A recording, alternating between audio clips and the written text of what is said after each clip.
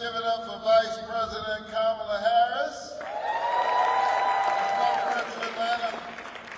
Thank you, Madam Vice President, for joining us to commemorate this historic and important investment in our community.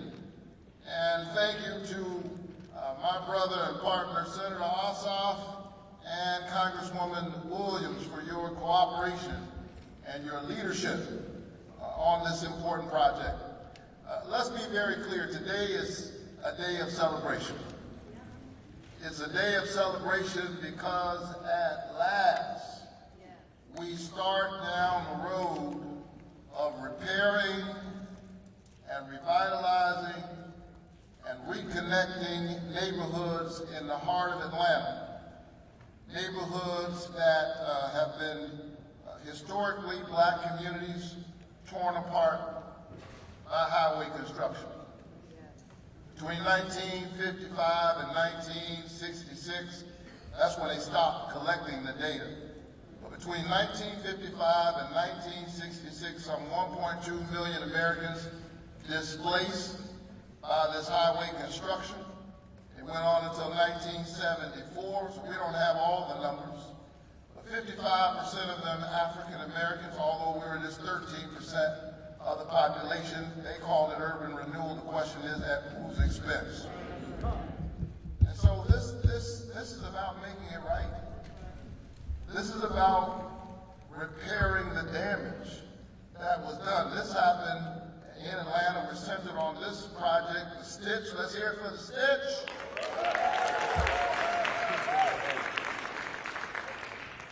I like that term, by the way, Stitch. That makes me think about Grandma's quilt.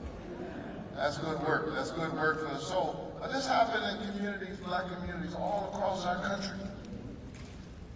The neighborhoods where I grew up, down in Savannah, Georgia, there's an interstate that went right through my neighborhood, and I didn't know the history of that. How it literally separated our communities and destroyed the entrepreneurial ecosystems that were there. Separated the land, but also separated the people. And so this means a whole lot for all of us. Right down the street from Ebenezer Baptist Church, where I still serve as senior pastor, just a few blocks away.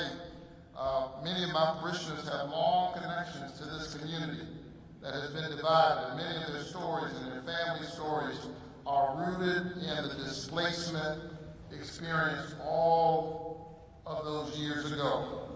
And so for many Georgians, the Stitch is about bringing people back together. It's about expanding opportunities to work and to live with dignity and righting historic wrongs to pass down a better world to our children. My personal hero, Ambassador Mayor Reverend Andrew Young, is in the house. Give Ambassador Young a round of applause. And that was the work of the movement. The movement was about the Stitch. It was about repairing the damage. It was about breaking through the barriers of segregation. And ironically, right on the heels of that movement, or while that movement was happening, the land was being separated and people were being divided. And so that's the work that we continue to do. I'm so grateful to have played a role in making it a reality. This is what delivering for Georgians looks like. And it's just one more example, just one example of the Biden-Harris administration and all of us in Washington centering the people in the decisions that we're making. That's how we got this historic funding for the Stitch through the bipartisan infrastructure bill.